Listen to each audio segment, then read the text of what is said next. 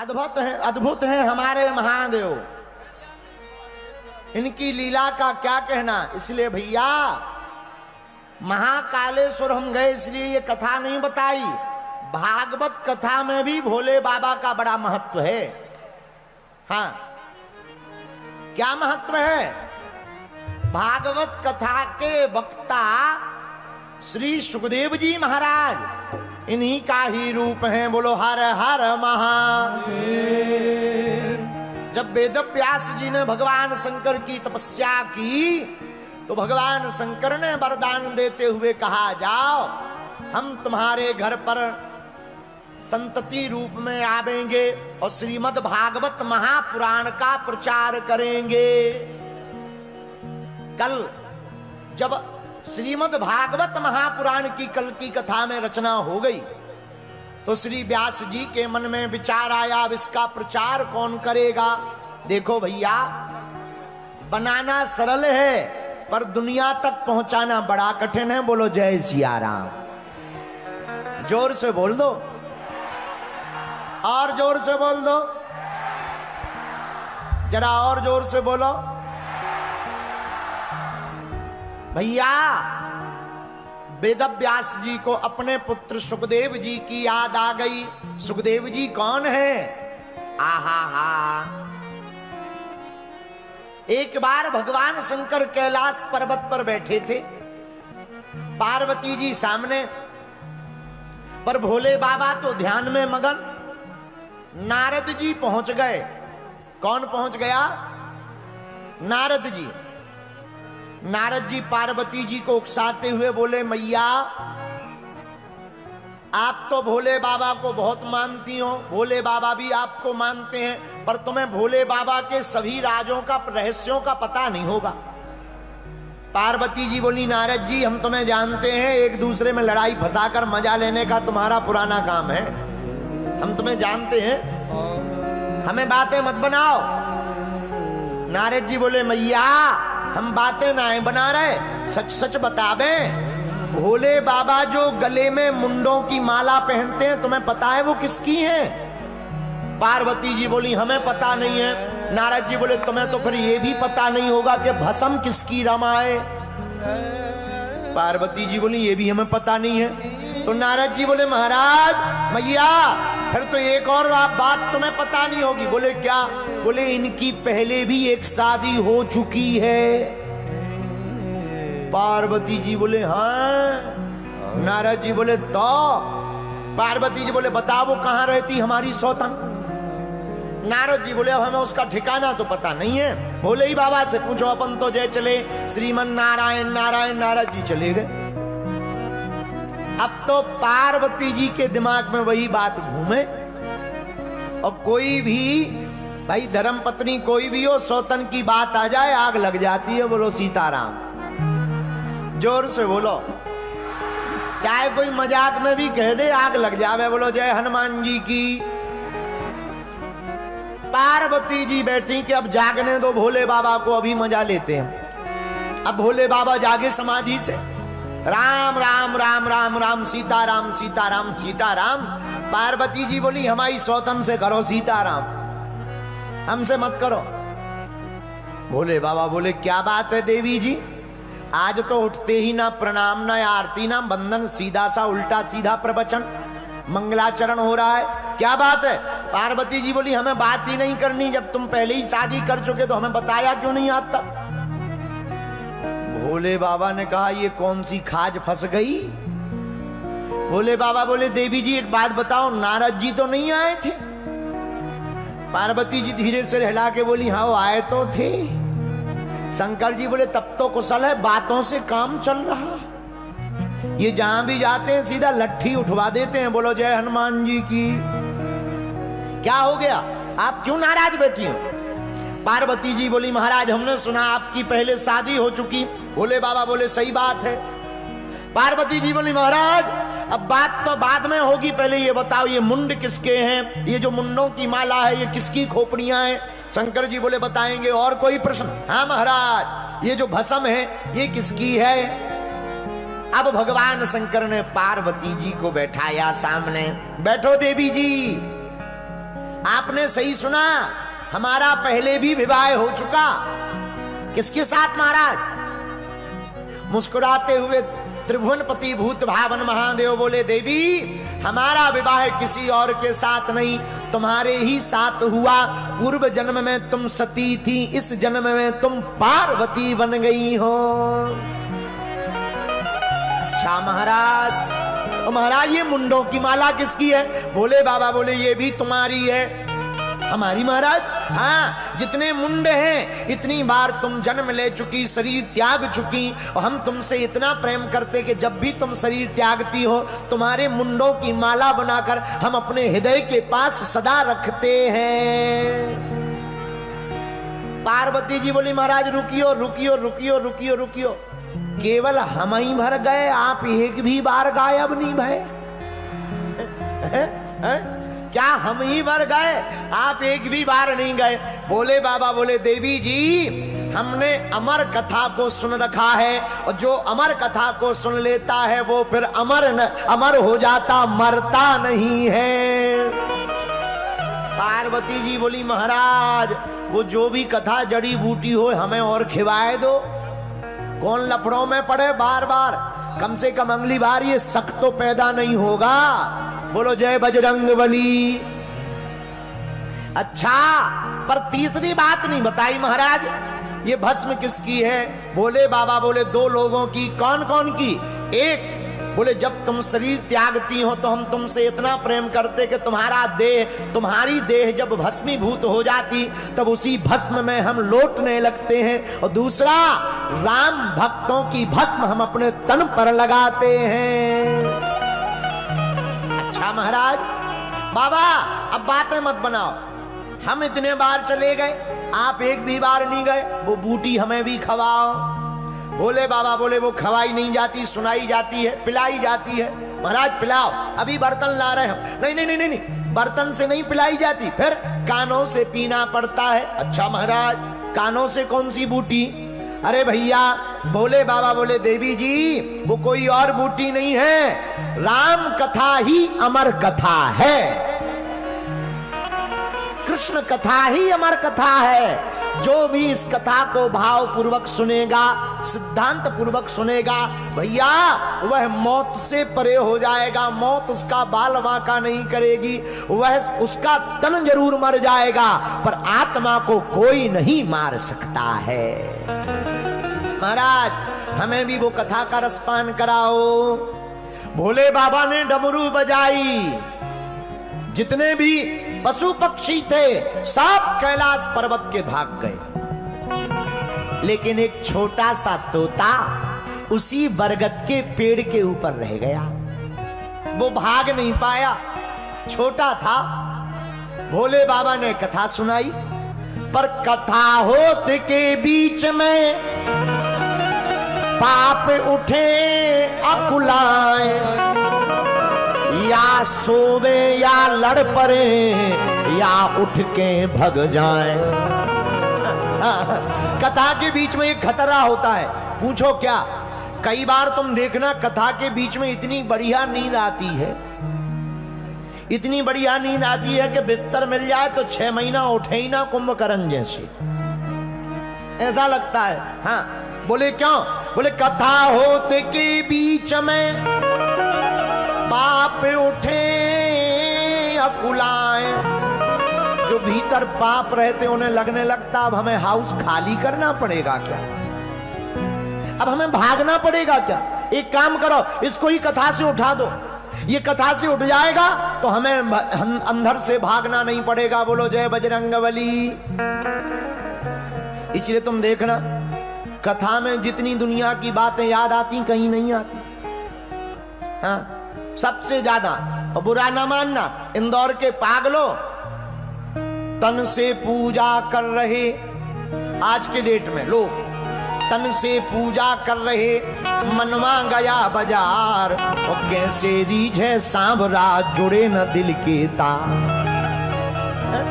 ज्यादातर लोग आजकल तन से पूजा कर रहे, और मन तो मार्केट में इंदौर के घूम रहा, चाट पकौड़ी खा रहा, इंदौर का पोहा प्रसिद्ध है, बढ़िया खा रहा है। फिर कहते गुरुजी कृपा नहीं होती ठटरी के बरे नक कटा है। भाई तन से पूजा करोगे तो कहां से कृपा हो जाएगी? बोलो जय बजरंग बली की। उपाय क्या है? मन से पूजा करनी चाहिए। अरे राम राम सब कोई भजे, पर दशरथ कहे न कोई, और जो एक बार दशरथ कहे कोटि यज्ञ फल हो। अच्छा ये दशरथ क्या है? दशरथ, दशरथ, ये दशरथ क्या है? दशरथ कोई आदमी नहीं है, 10 रथ हैं और 10 रथों के ऊपर बैठा है मन, जो अपनी 10 इंद्रियों के ऊपर रूपी मन से बोलता है राम राम, उसी को एक बार के राम कहने में ही करोड़ यज्ञ समान फल प्राप्त हो जाता है। बोलो सीताराम। अरे जोर से बोलो, थोड़ा और जोर से बोलो। भोले बाबा ने भैया अमर कथा सुनाई। अमर कथा में पार्वती जी बीच में सो गईं, तो जो तोते का बच्चा ऊपर बैठा था उसके कानों में अमर कथा गई तो चेतना आ गई, और चेतना इतनी प्रबुद्ध आई कि वो बुद्ध और प्रबुद्ध बन गया। तो जब पार्वती जी सो गई तो कथा में बीच बीच में जवाब देना चाहिए। हाँ महाराज बढ़िया कह दी, हो हाँ जय हो। ये बीच बीच में बोलने से कथाकार का मन लगा रहता है कि तुम्हें समझ में आ रही। बोलो जय बजरंग बली। कुछ लोग तो वरना ऐसे बैठ जाते जैसे घर से पिट करके आए हो गए।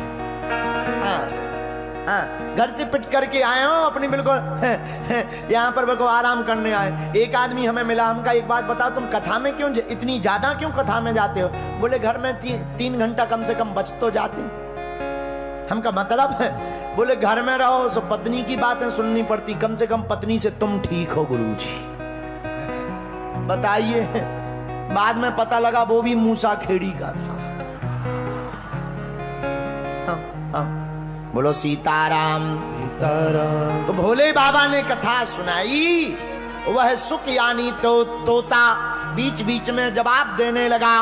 जब बीच बीच में जवाब देने लगा, ओ हो कहते अमर कथा शिव शंकर भोले दानी, हुंकारी भरे माता पार्वती। पार्वती जी हुंकार भरती नहीं, पर मध्य में ही वह जब पार्वती जी सो गई तो तोता ने हुंकार भरी।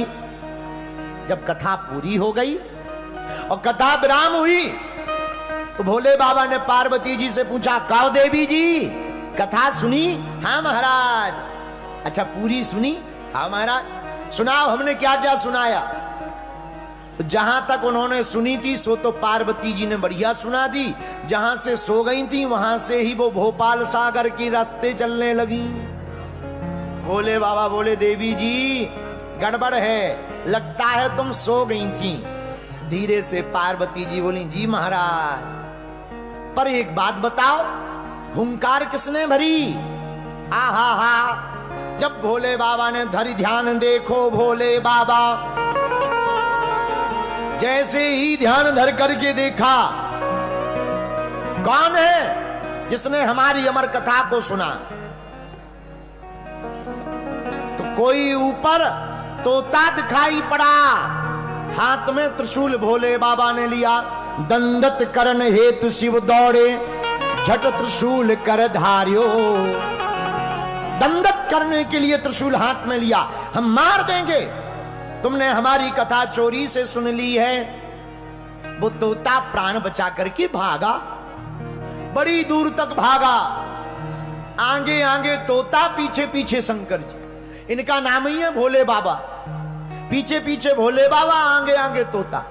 वो तोता भागता भागता कहीं जगह नहीं मिली तो वेद व्यास जी की पत्नी धान फटक रही थी, धान। उसी समय उनको जमुहाई आई, और जैसे ही जमुहाई आई वह छोटा सा तोते का बच्चा मुख के द्वारा उन वेद व्यास जी की पत्नी के पेट में चला गया। अब भोले बाबा आए त्रिशूल लेकर के, वेद व्यास जी से बोले, हे महाराज तुम्हारे घर में हमारा दुश्मन घुस गया है, भेजो उसे बाहर। वेदव्यास जी बोले महाराज आपका कौन शत्रु? बोले बाबा बोले एक चोर है, चोर, उसने हमारी कथा चुरा ली। तो वेदव्यास जी बोले महाराज जी कौन सी कथा? अमर कथा, उसने हमारी अमर कथा सुन ली। वेदव्यास जी बोले बाबा अब उसका करोगे क्या? बोले बाबा बोले त्रिशूल मार करके मारेंगे। वेदव्यास जी बोले ले तुम भोले के भोले ही रहे पक्के। बोले क्यों? बोले जब उसने अमर कथा सुन ली तो अमर कथा का फल क्या है? वो कभी मरेगा नहीं, जब मरेगा नहीं तो तुम्हारे त्रिशूल से कैसे मर जाएगा? तब भोले बाबा को याद आया, अरे राम राम राम राम राम राम राम राम, अब तो भैया हम जे चले। भोले बाबा चले गए, 12 वर्ष तक रहे माता जी की कोख में। 12 वर्ष बाद वेदव्यास जी ने कहा भैया जो भी हो सो बाहर आ जाओ। तो भीतर से आवाज आई, पिताजी हम बाहर आएंगे, तुम हमें लफड़े में फंसा दोगे, शादी करवा दोगे, गृहस्थ में पढ़वा दोगे, हमें प्रपंच में पढ़ना नहीं। वेदव्यास जी बोले चिंता मत करो, हमको मोह नहीं सताएगा, तुम बाहर आओ। बोलो जय बजरंगबली। अब 12 वर्ष बाद जब वेदव्यास जी की धर्मपत्नी के कोख से वह प्रकट भय तो कोई और नहीं, भागवत की महिमा को जन जन तक पहुंचाने वाले परमहंस श्री सुखदेव जी महाराज प्रकट हो गए हैं। बोलो सुखदेव भगवान की जय हो। अब भैया जैसे ही प्रकट भय तो वेदव्यास जी महाराज 12 वर्ष गर्भ में रहे, आश्वासन प्रभु से पाए।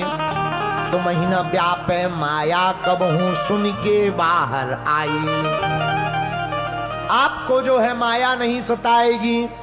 जब 12 वर्ष बाद प्रकट भय तो जन्मते ही सुखदेव जी महाराज ने घर छोड़ दिया और घर छोड़ करके वन में आ गए। वेदव्यास जी कुछ देर तक तो दूर दूर तक पीछे पीछे गए। यम प्रभजन्तमनुपेतम पेति कृत्यम द्वैपायनो विरह कातर्य पुत्रेति तन्मयतया तर्वो विनेदु सर्वभूति हृदयम मुनिमानतोस्मि। पुत्र के पीछे बहुत दूर तक भागे पर सुखदेव जी महाराज नहीं रुके, वन में आकर बैठ गए। पर भैया जो बालक घर छोड़कर चला गया था वही बालक भागवत भगवान की कृपा से पुनः घर आया। कैसे? जब 18,000 श्लोकों की संगता भागवत लिख दी तो व्यास जी ने अपने शिष्यों को भागवत के श्लोक सिखाए। यहां वहां जाकर श्लोक गाओ। सुंदर सुंदर मधुर मधुर श्लोक गाने लगे। जहां सुखदेव जी ध्यान कर रहे थे तो एक शिष्य ने, वेदव्यास जी के शिष्य ने श्लोक गाया, भगवान की सौंदर्य रूप के बारे में गाया। बरहा पीडम नटवर बपु कर्णयो कर्णिकारम बिभ्रतवासः कनिककपिसं वैजयन्तीं चमालाम् रंध्रान वेणोरधर सुधया पूरयन् गोप वृंदे वृंदारण्यम स्वपद रमणम प्राविशद गीत। आहा, मधुर मधुर श्लोकों का गान श्री सुखदेव जी के सन्मुख वेदव्यास जी के शिष्य ने गाया। क्या कहा? बोले बरहा पीडम नट बर बपू। कोई इतना सुंदर है, कितना सुंदर। बोले कोई सांवरा है, बड़ा प्यारा सलोना है, नंद नंदन है। भैया उनके स्वरूप का क्या कहना। पीला पीतांबर पहन रखा है, सुनहरी कोर है जिस पीतांबर की, बिजली सी चमक रही है, धारण किए हुए पीतांबर है, गले में काली कामरिया बांधे हुए हैं, सिर पर मयूर पंख लगाए हुए हैं, कानों में मकराकृति के कुंडल धारण किए हुए हैं, गले में बैजंती माला धारण किए हुए हैं। श्री धाम वृंदावन में यमुना के किनारे कदम्ब के वृक्ष के नीचे ठाकुर जी खड़े हुए हैं, 3 जगह से टेढ़े हैं, हाथ में बांसुरी लिए हुए हैं, बांसुरी की मधुर मधुर तान को सुना रहे हैं।